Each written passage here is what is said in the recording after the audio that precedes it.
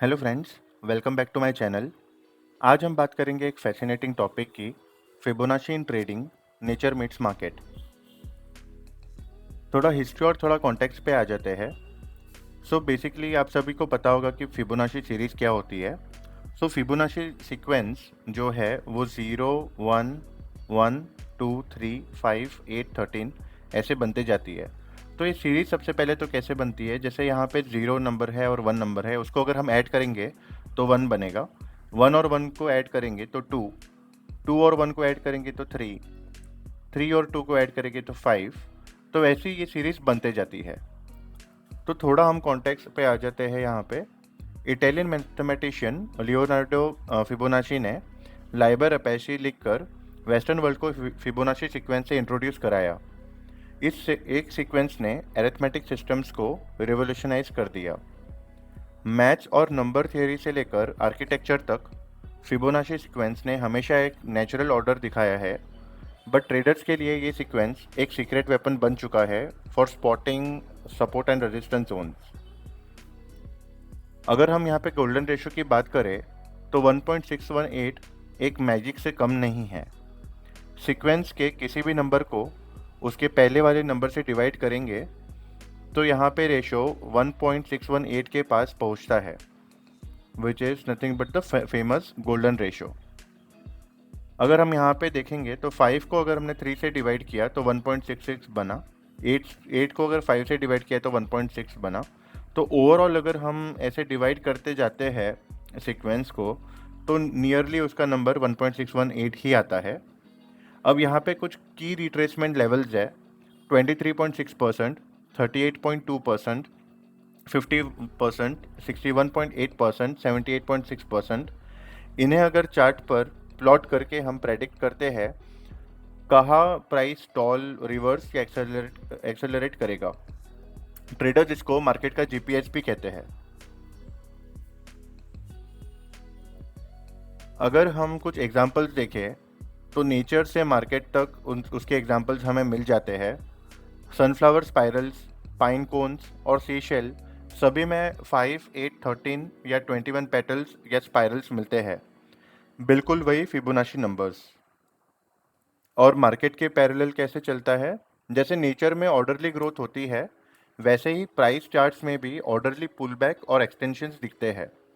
Fibonacci tools हमें उन harmonic Jones को आइडेंटिफाई करने देते हैं जहां बायर्स और सेलर्स नेचुरल इक्विलिब्रियम बनाते हैं। हम थोड़े अभी प्रैक्टिकल भी करेंगे और प्रैक्टिकल टिप्स में देखेंगे कि कैसे हम फिबोनाची रिट्रेसमेंट्स को ट्रेंड लाइन के साथ कंबाइन करें या मूविंग एवरेज के साथ कंबाइन करें तो कैसे वो दिखता है। लेकिन सबसे पहले हम एक टूल देखेंगे विच इज़ फिबोनाची रिट्रेसमेंट। सो अभी हम निफ्टी 50 इंडेक्स पर एक फिब रिट्रेसमेंट टूल लगाकर देखते हैं कि ये वर्क कैसे करता है। मैं इसके हायर हाई को और एक एक लोअर लो को मैं कनेक्ट कर देता हूँ। तो एक हमारा फिब रिट्रेसमेंट का जो टूल है इसकी मैं आपको सेटिंग्स भी बता देता हूँ। या ये सारे सेटिंग्स हमें रखनी है फ्रेंड्स। और यहाँ पे ये सेटिंग करने के बाद में आपको कुछ फिब रिट्रेसमेंट टूल ऐसा ही दिखेगा सेम। सो बेसिकली हमारे लिए जो इम्पोर्टेंट लेवल्स है वो 50%, 38%, 61%, जैसे कि हमने कहा 78.6%। सो बेसिकली आप देखोगे तो ये 2020 का जो मार्च का सबसे लो बनाया था और 2024 का जो हाईएस्ट हाई बनाया है यहाँ पे, वो यहाँ पे रिट्रेसमेंट्स और pull back and support level कैसे हम आइडेंटिफाई कर सकते हैं। सो बेसिकली अगर आप देखोगे तो यहाँ पे मुझे क्या समझ में आता है और हमें फिबोनाची से क्या समझ में आता है कि 38.2% के ऊपर जब गया और 50% को जब ब्रेक किया तो एक पुल बैक आने के बाद में वो रिटर्न 50% पे आया है। फिर यहाँ से जब एक ब्रेकआउट हुआ तो वो ब्रेकआउट जाने के बाद में 61.8% तक गया और 61.8 का जो ब्रेकआउट है वो ब्रेकआउट होने के बाद में सर्टनली वो एक 78.6% पर गया है। सो बेसिकली हमारे लिए ये काफ़ी इंपॉर्टेंट लेवल्स है। सो इम्पॉर्टेंट लेवल की मैं मार्किंग एक कर देता हूँ। तो बेसिकली एक इम्पॉर्टेंट लेवल है मेरे लिए लेवल 1, ये है मेरे लिए लेवल 2, ये है मेरे लिए लेवल 3। मुझे हमेशा बाकी सारे लेवल्स को हमें देखने की ज़रूरत नहीं पड़ती है, क्योंकि जनरली जो इम्पोर्टेंट लेवल्स है उसी को हम थोड़ा टारगेट बेसिस पे हम लोग वर्क करते हैं। बट तो हम लोग देखते हैं कि यहाँ पे लेवल 1 है, लेवल 2 है, लेवल 3 है। आपने अगर देखा होगा तो ये जो पर्टिकुलर लेवल है, ये पर्टिकुलर लेवल में काफ़ी टाइम तक हमारा जो रेंज है वो रही है निफ्टी की। सो बेसिकली अगर आप देखोगे तो इसी रेंज में हमारा कोविड भी कवर होता है, क्योंकि 2021 में स्टिल कोविड वाज देयर। इसी रेंज में आप देखोगे तो यूक्रेन और रशियन वॉर भी कवर होता है। अगर सपोज अगर मार्केट यहाँ से रिवर्स हुआ है, और अगर मार्केट यहाँ पे अगर ब्रेक होता, और ये ब्रेक होता डाउनवर्ड्स की तरफ, यहाँ नीचे की तरफ ब्रेक हो जाता, तो शायद हम कहीं ना कहीं ये लेवल्स भी फिर से देख सकते थे। लेकिन उसने मार्केट ने एक पुल बैक लेने के बाद में उसको यहाँ से ब्रेकआउट किया, और ब्रेकआउट करने के बाद में वो मार्केट ने क्रॉस कर दिया हमारा एक लेवल 61.8% का लेवल हमने देखा यहाँ पे कि वो क्रॉस कर रहा है। और उसी रेंज में भी काफ़ी टाइम रहा, काफ़ी टाइम रहने के बाद में उसने वापस से एक पुल बैक दिया।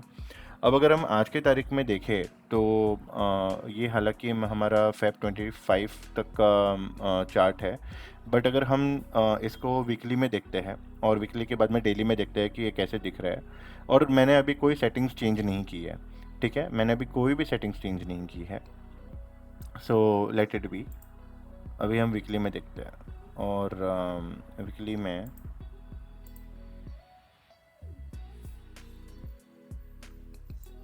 इसको हम कनेक्ट करते हैं सही से।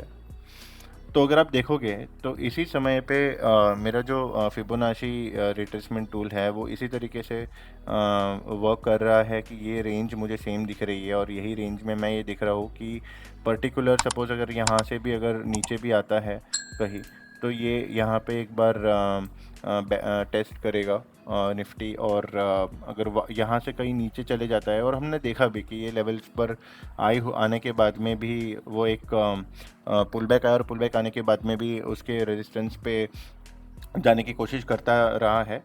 और फ्रेंड्स ये है पर्टिकुलरली टारगेट निकालने का भी एक तरीका।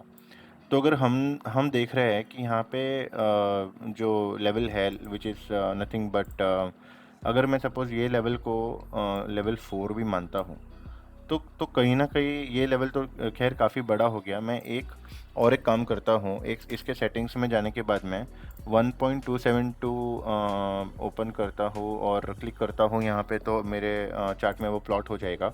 तो एक समझ में आता है कि यहाँ से अगर मार्केट ऊपर जाता है तो ये पर्टिकुलर लेवल तक मार्केट ऊपर जा सकता है, और हमें पता चल सकता है कि नेक्स्ट टारगेट क्या होगा मार्केट का। अगर हम सपोर्ट देखते हैं तो सपोर्ट देखने के लिए थोड़ा सा वर्क अलग करना पड़ता है। सो फॉर एग्जांपल जैसे हमने यहाँ पे हाईएस्ट हाई और लोएस्ट लो को क्लिक किया और कनेक्ट किया इसको। अगर सपोज़ मैं फिर से इसको रिमूव कर देता हूँ, तो हम क्या करेंगे, अगर हमें सिर्फ यहाँ पे टारगेट देखना था तो टारगेट पता चल गया, लेकिन अगर सपोज़ हमें कुछ सपोर्ट देखना है, तो सपोर्ट हम क्या पता लगा सकते हैं कि सपोर्ट से हम ये पता लगा सकते हैं कि जैसे सिमिलरली वर्क कर रहे हैं। देखो 61.8%, 61.8%, 50%। अगर आप आपने लोवेस्ट लो से हाईएस्ट हाई पे कनेक्ट किया, तो आपको पता चला कि यही रेंज में मार्केट था, which is the range will always be the same, range will not differ. और सिर्फ यही नहीं, आप किसी भी हाईएस्ट हाई से किसी भी लोवेस्ट लो तक अगर आप इसको कनेक्ट करोगे ना फिबोनाची को, तो आपको रिजल्ट सेम ही मिलते हैं। That is what the beauty about this Fibonacci tool is, and the Fibonacci which is connected with market. And I really don't know कि ये लाइफ में ओवरऑल वर्क कैसे कर रहा है, और इसका नेचर इतना स्मूथ क्यों है। But there is some magic in this, and यही हमें ब्यूटीफुली एक चार्ट पर दिखा रहा है। आप भी ट्राई करना। मैं एक और काम करता हूँ, यहाँ पे इसको मैं वापस से रिमूव करता हूँ, और रिमूव करने के बाद में मैं किसी और पॉइंट्स पे आपको एक बता देता हूँ कि इसी मार्केट में। और मैं लेता हूँ यहाँ पे मंथली चार्ट। हम आते हैं 2008 के उस फॉल पे, ओके। और फिब रिट्रेसमेंट को जैसे हम इस पॉइंट पे रखे और इसको हम क्या करते हैं, एक्सटेंड कर देते हैं। सी सो इसके हाईएस्ट हाई से कनेक्ट करके लोएस्ट लो पर हमने कनेक्ट किया। ओके, और हमने, अब हम क्या देख सकते हैं, अब हम यही देख रहे हैं यहाँ पर अभी अगर आप देखोगे तो कि जो जो लेवल्स है 61.8% टू 50%, इसी दौरान देखो ये कितने स्मूथली मतलब पता चलता है कि पुल बैक आने के बाद में वो ब्रेकआउट हुआ और ब्रेकआउट होने के बाद में फिर वो ऊपर ही गया है इन लेवल्स। आपको आपको यहाँ से क्या पता चल सकता है, जो लाइंस है वो एक लेवल्स पता चल सकती है।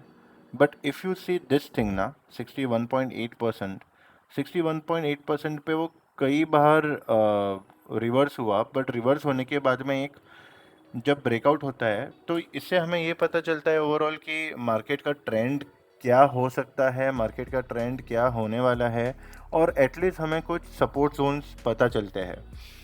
तो उसी तरीके से ना मैंने एक और एग्जांपल देखा है, spiral in Fibonacci, and this is very interesting example. Means कैसे ये गोल्डन स्पाइरल जो आप देख रहे हो यहाँ पे, it is the spirals have been touched in such a way कि ये हर एक जो स्क्वायर क्रिएट हुआ है ना, वो स्क्वायर क्रिएट होने के बाद में वो एक टच होता है हर एक स्क्वायर को, और उसी तरीके से स्क्वायर की जो साइज़ है वो चेंज होती है। सो बेसिकली अगर मैं देखूँ तो ये मेरे लिए 1 and 1 है। सो जीरो का बेसिकली कोई वैल्यू नहीं होता। सो यहाँ पे ये स्क्वायर में जो है ये एम्प्टी भी है बट ये 1 ही है। तो 1 + 1 is 2, okay, 2 + 1 is 3, 3 + 2 is 5, 5 + 3 is 8। And similarly आगे अगर हम देखेंगे 21, 34, 55, तो उसी तरीके से वो लेवल निकल के आते हैं। अगर मैं यहाँ पे आपको एक और एक चार्ट बताऊँ, या this one. So see, this is how smoothly it works. तो दोस्तों, फिबोनाची एक मैथमेटिकल क्यूरियोसिटी ही नहीं है, ये एक ब्रिज है नेचर और मार्केट्स के बीच में। अगर आपको ये वीडियो पसंद आया तो लाइक, शेयर, सब्सक्राइब ज़रूर करें और कमेंट सेक्शन में बताएं आपका फेवरेट फिबोनाची लेवल कौन सा है। मिलते हैं नेक्स्ट वीडियो में with more trading insights. Happy trading. जय हिंद।